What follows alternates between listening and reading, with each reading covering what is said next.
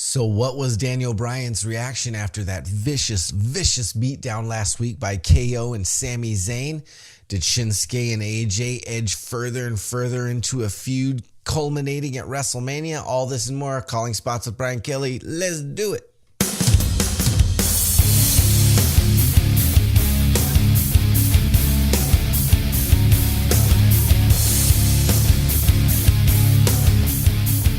Hello, all you wrestling fans. Welcome to Calling Spots with Bryan Kelly. That's me, Bryan Kelly.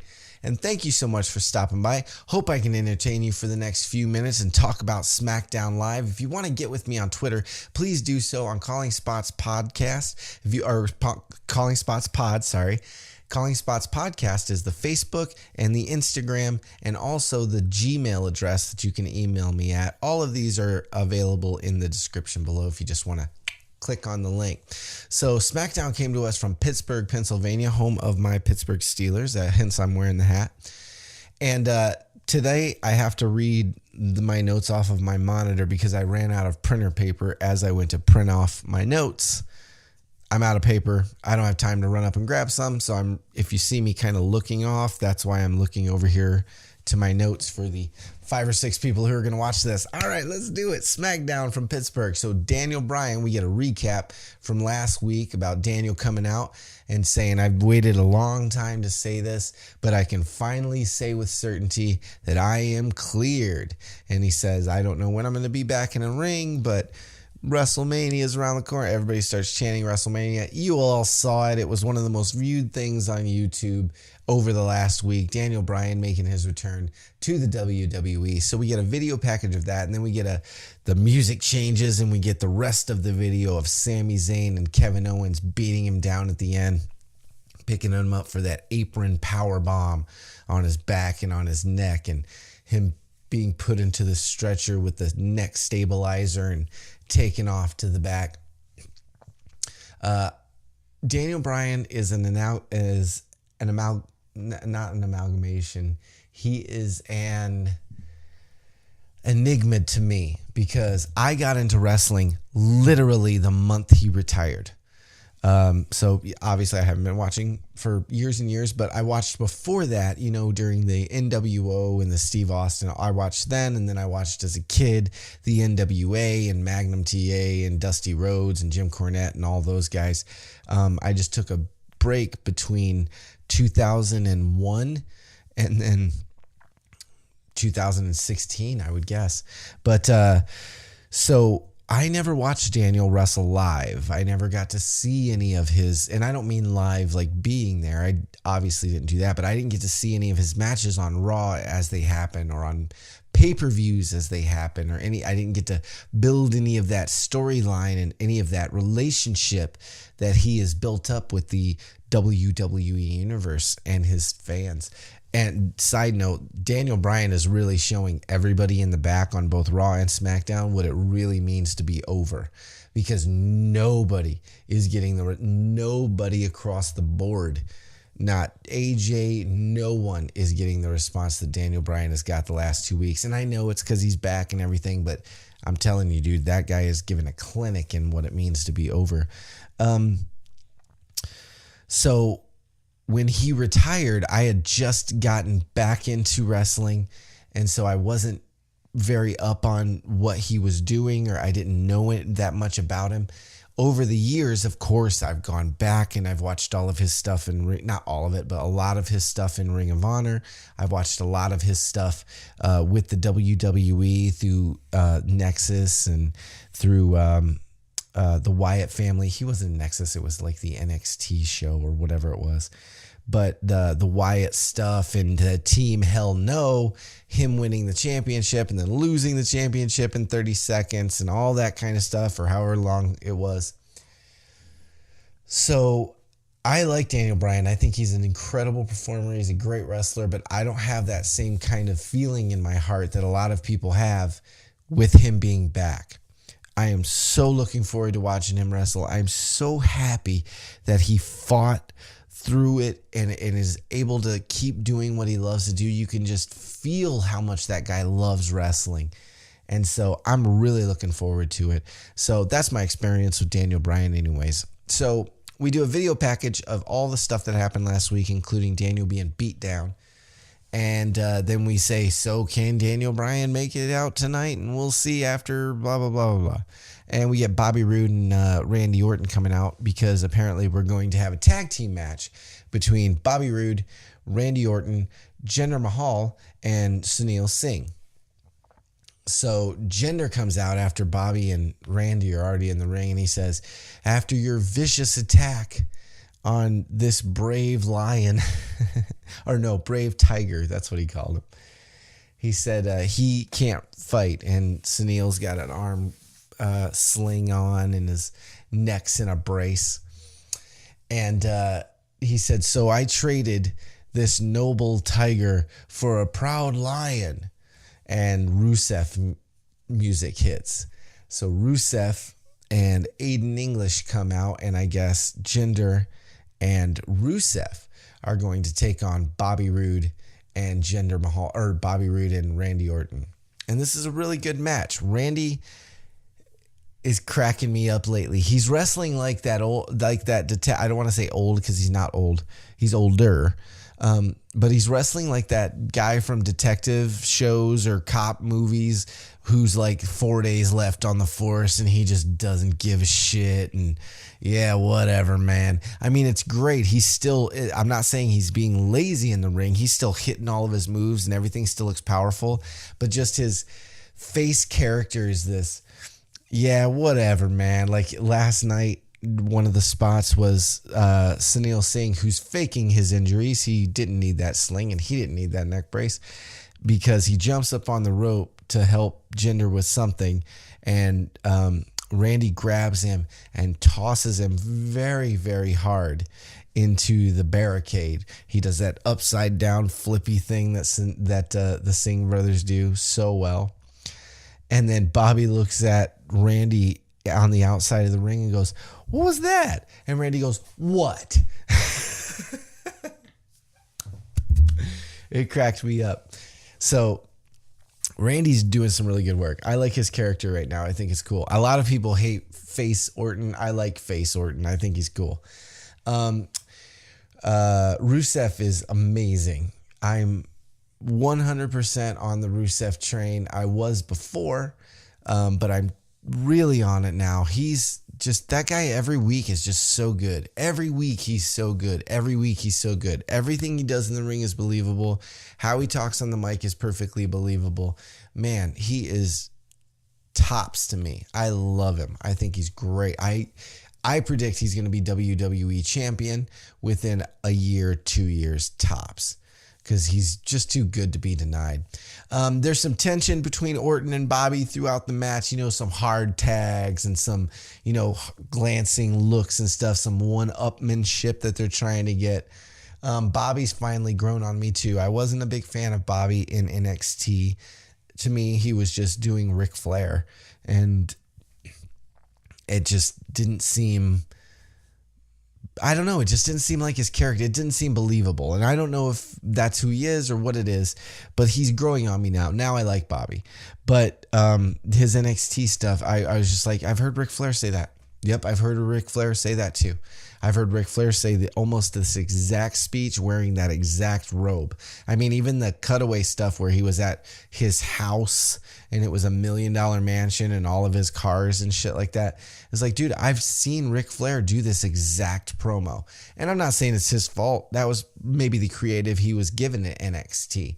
But I wasn't on board with it. But I'm starting to get on board. I like Bobby Roode. He's a great wrestler, in-ring, top notch. Just his mic work and that, Ric Flair arrogant thing. It seems old hat to me. Rusev and Jinder would make a great tag team in the tag team division on SmackDown Live. They are more intimidating to me than the Bludgeon Brothers already, just because of the pedigree of who they are. They're both former champions. Rusev, former Intercontinental and U.S. champion, I believe. And, of course, Jinder, the world championship. And I believe he's held the tag team championships at one point or another, too. So they'd make a great tag team. I'd like to see them a really good heel tag team. There's not that many heel tag teams on the SmackDown roster now that the Usos are kind of tweeners. So that would be cool. I would really like that. Randy blindly tags himself in, and there's tension between him and Bobby when he does that. And then he goes on a little run against Rusev. And then Bobby tries to help him by stopping Jinder from coming into the ring from the other side. And then Jinder shoves Bobby back into Orton, which pisses Orton off. And he gets up and pushes him, and he pushes him. And then Bobby eats an RKO for his troubles.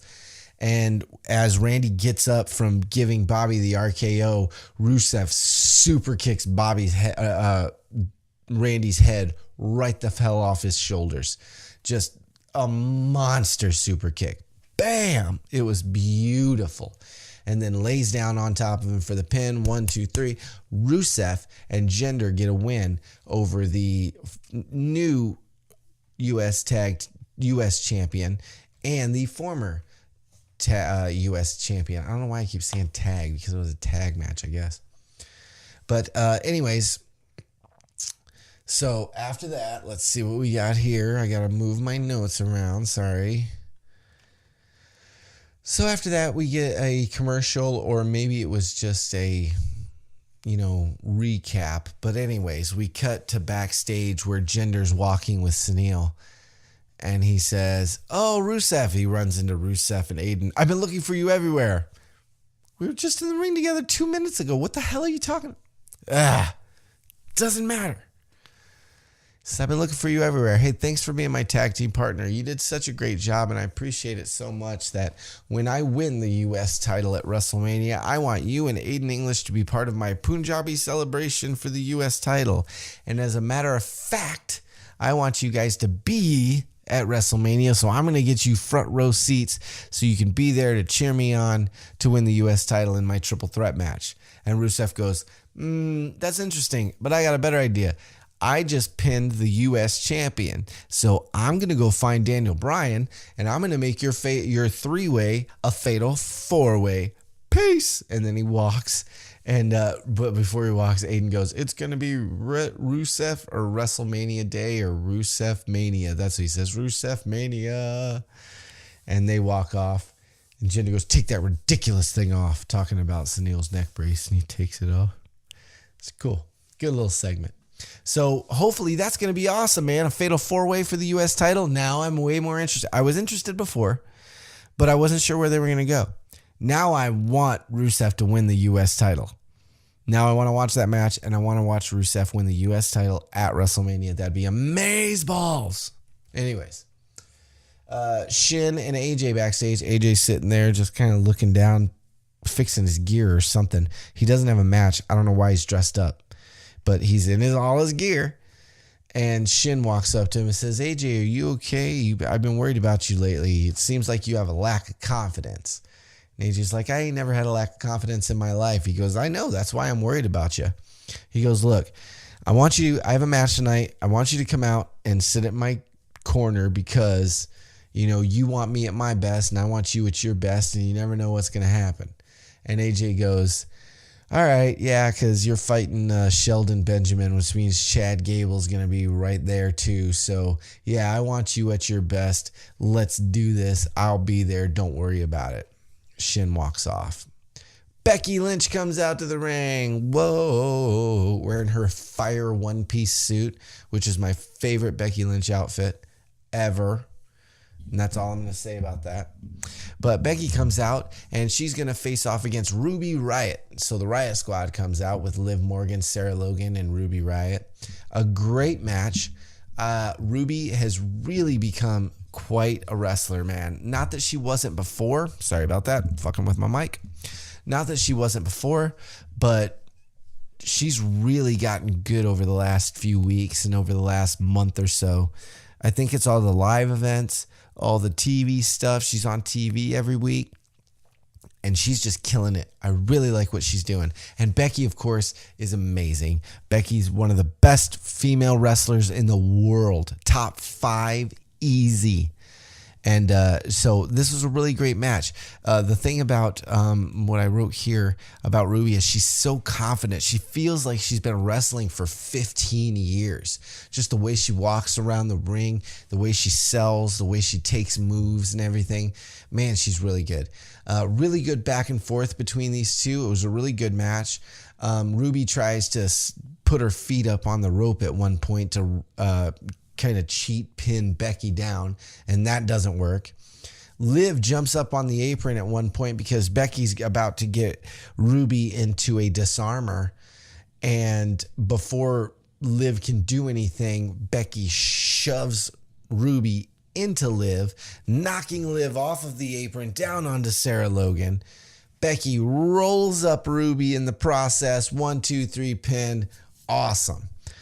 Riot Squad starts to gang up on Becky, starts beating her down, but Becky Beck-sploder to Ruby, Beck-sploder to everybody, and clears the ring. She don't need anybody's help. She's straight fire.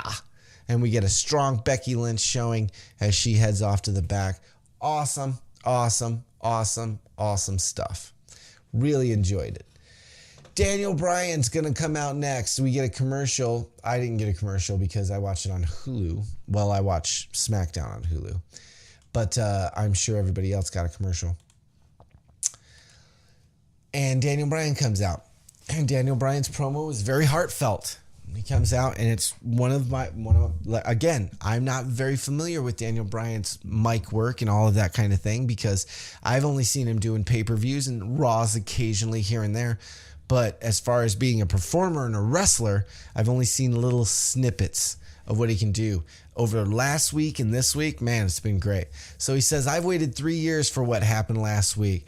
I have I'm excited to be back and I'm glad. And the crowd starts chanting for him and chanting, you still got it. And he goes, thanks guys, but I have a job to do.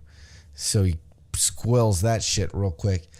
And he says, we always say that this is a land of opportunity. So, although it's not going to be a popular choice, I'm going to give Sami Zayn and Kevin Owens one last opportunity, but it's only one.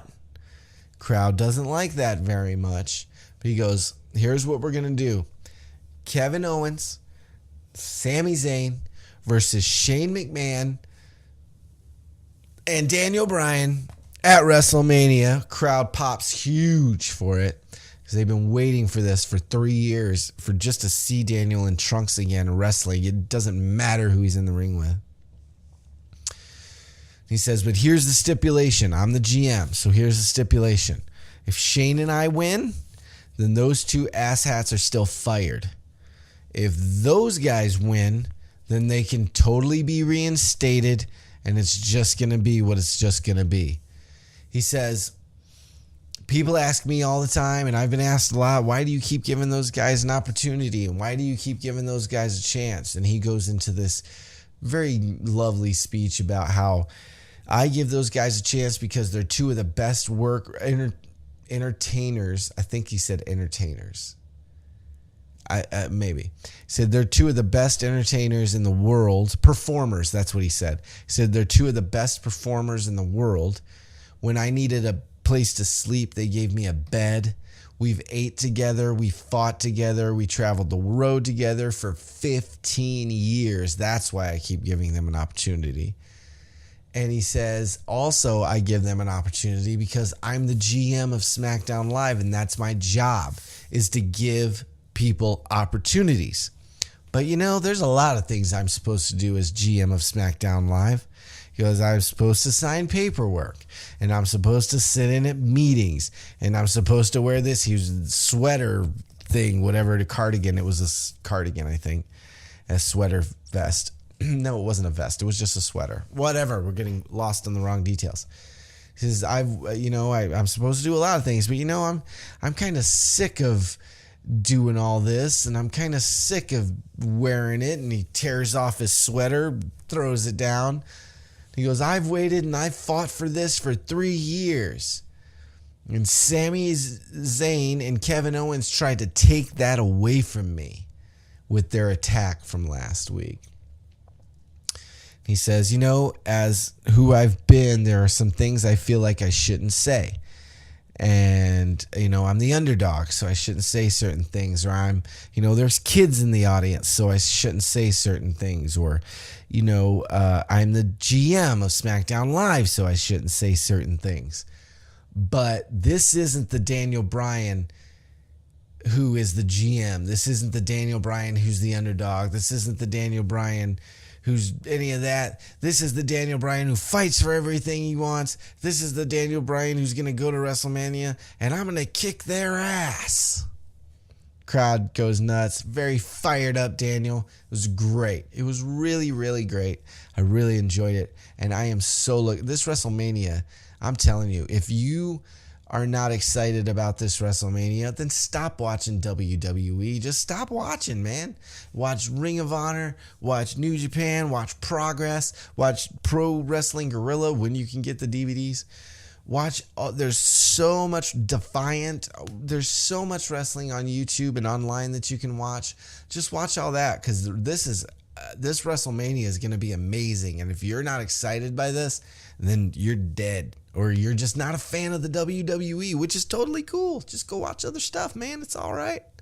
So after that, we get a Benjamin and Gable promo backstage where he talks about, I'm not a rock star, I'm an athlete. And I'm going to show Shinsuke Nakamura tonight what an athlete is, and I'm going to kick his ass. Because we're going to get Shelton Benjamin against Shinsuke Nakamura later on. So after that, we get a commercial, I'm sure, and then the New Day comes out with the letters on the screen, which drives me nuts now, and I did not mind it for the first couple of months they were doing it. I don't know what it is, but something just clicked in my brain, and now it bugs the shit out of me, and I don't understand why. So New Day comes out, and they do a promo saying, hey, man, look, we were on our road to WrestleMania. We were on the highway to WrestleMania, and it was littered with garbage. It was bludgeoned with garbage. You see where they're going with this? So Xavier goes, we're going to adopt that highway and clean up all the garbage and the litter of the Bludgeon Brothers and become your 4-time WWE Tag Team Champions. To which the Bludgeon Brothers entrance music hits, and they come out. We get one of those picture-in-picture commercial things before the match even starts where, it's down here, and then we got insurance commercial or some other shit over here. And as we come back, we realize that it's Xavier Woods and Big E versus the Bludgeon Brothers. And it was an okay match. New Day got in some good offense. Big E got in some good stuff. Xavier got in some good stuff. The Bludgeon Brothers take advantage, and Rowan goes to the outside to grab the mallets at one point because they're like, fuck this, we're just going to kill these guys. But before he can attack, as he's on the outside bringing the mallets in, the Usos run out and start wailing on him and taking him out. There's a big brawl, and as New Day and the Usos get in the ring and clear the Bludgeon Brothers out, and they start arguing back and forth, the Bludgeon Brothers slip back in the ring with their mallets and start swinging at motherfuckers. And boom, just almost hits a couple of people but didn't hit anybody. Just a big brawl mess. We're going to have an awesome three-way for the tag team titles at WrestleMania. It's going to be an amazing match. I cannot wait.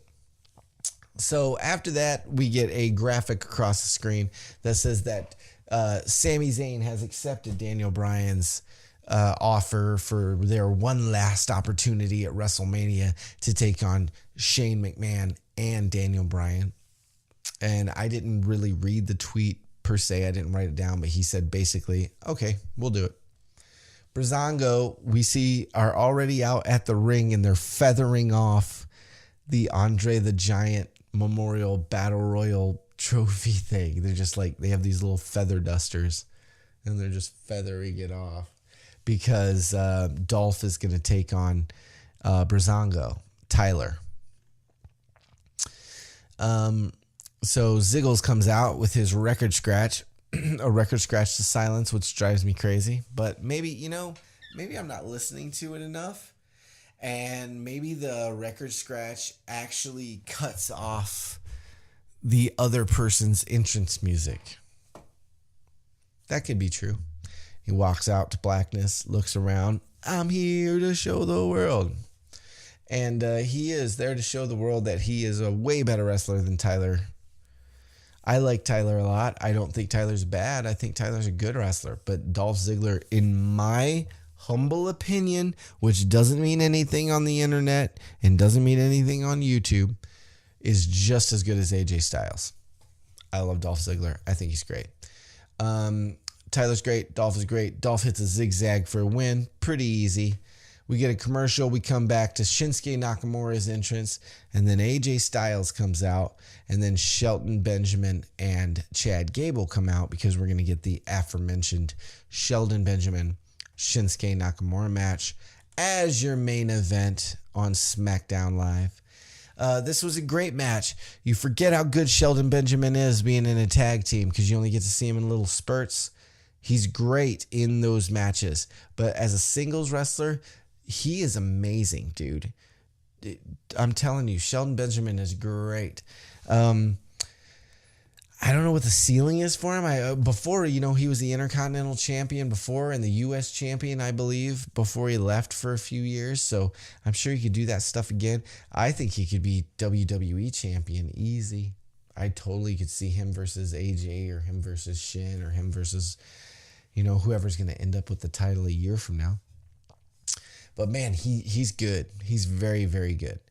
It was good back and forth. Chad gets up on the apron and AJ pulls him off because AJ's out there to watch Shin's back, of course, as we established earlier.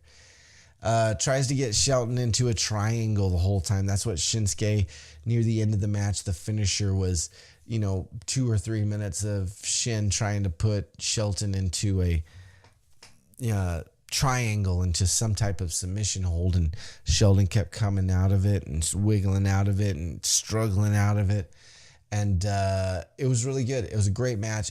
Ultimately, though, of course, Kinshasa to the face, knee to the face for Shelton Benjamin. 1, 2, 3. Shinsuke Nakamura wins the match, and it was a really good match. I really enjoyed it. After the match, Shinsuke, thinking he's still in New Japan, just kidding, grabs the microphone and is going to do a promo, and he calls for AJ to come into the ring. Says, come into the ring. I want to talk to you for a second. So he comes into the ring and he says, hey, thanks for being in my corner tonight. I didn't need you to be in my corner tonight to take on these two yahoos. I just wanted you here so that you could see how I'm going to beat you at WrestleMania. And AJ's like, really, dude? That's the only reason you brought me out here was for that? He goes, let me tell you something, man. This isn't just a dream match for them. This is a dream match for me. See, besides me, everybody says you're the best. So if you're at your best at WrestleMania and I'm at my best and I beat you, then there's no question anymore. I'm the man and you're not, basically. Of course, he said it with a little more eloquence. And then Shin did this weird thing where he goes, you're all like this. And he made a face, like a scrunched up face, like he was angry. And then he said, and I'm all like this, and just kind of looked off into the distance, I guess. And he said, you're too emotional. That was his way of saying you're all crunched up and too emotional. And I'm just breezy and rock star and letting it all fly. And he goes, you are too emotional. And as he says that, Cable, oh no, that's what he says. You're too emotional. Drops out of the ring, rolls out, his music hits. As his music hits, Shelton Benjamin and Chad Gable jump AJ Styles, because I guess they're heels now, and start beating down AJ. Shin comes in, makes the save, flips one, kicks the other, whatever he does, wah, wah, wah, wah, to Shelton Benjamin, and he's out. And then AJ's kind of on the ground, kind of struggling to get up, like, what the hell? I just got tatered. What was that? And Shinsuke's like, oh, I'm going to do it. I'm going to do it. And the crowd's like, no. And he goes over into the corner. He stands there and he starts banging his head. He's like, come on, get up. He's going to Kinshasa AJ to the face right on SmackDown Live. AJ finally whips around, looks at him, and Shinsuke runs at full force and jumps and stops right in front of him. And goes, and then he says, knee. He picks up his knee and slaps it. And he goes, knee to face. And he touches AJ's face. And then he Dana Brooks him and pats him on the head. Knee to face. And then pats him on the head. Awesome. AJ's all worried looking. I'm telling you, man, they're building this match perfectly. A couple month ago, a few weeks ago, everybody's going, they're not doing enough for Shinsuke and AJ. They're not doing enough. They don't have to. This match is going to be amazing. They just in this little bit of time, it's going to be so good. Oh, I cannot fucking wait. So that was the end of SmackDown Live from Cleveland. I thought it was a good show. A lot of the matches didn't have a lot of, just like Raw the previous night, didn't have any real significance. They were just kind of, we need some wrestling matches till WrestleMania, so let's just throw some guys out there. But the storylines are progressing really strongly. Everybody's performing really well in the ring. I'm really looking forward to WrestleMania, man. I'm kind of dumbfounded that people are a little, wishy-washy and even down on it. I just don't get it. You get Shinsuke versus AJ Styles. You get a fatal four-way between Rusev, Bobby Roode, Randy Orton, and Jinder Mahal for the United States title. You get a three-way between the Usos, the Bludgeon Brothers, and New Day for the SmackDown Tag Team titles. Asuka versus Charlotte. Fucking Alexa Bliss versus Nia, Roman versus Brock, Braun versus the Bar with whoever his partner is going to be, the Battle Royals. What else do you want from a wrestling show? The Cruiserweight title match between Cedric and Noam Dar, Cedric and Mustafa Ali. Dude, I couldn't make a better card for WrestleMania. Daniel Bryan and Shane McMahon are going to wrestle Kevin Owens and Sami Zayn. Are you fucking kidding me? What are you guys mad about? This WrestleMania is going to be incredible. I cannot wait for it. I'm so looking forward to it. I might do a live stream, depending on if I have any subscribers or what's going on. But holy hell, that was great. Tomorrow, I'll probably do a 205 Live NXT review. I don't know. We'll see. But thank you guys very much. All clickable links are in the description down there where you can get a hold of me if you want to. Give us a like, a subscribe, and a share if you would. I will see you guys next week or later this week for NXT and 205 Live. Don't ever be ashamed to be a pro wrestling mark. I'm not. I love it all. I'll mark out for all of it. I'll see you guys later. Peace.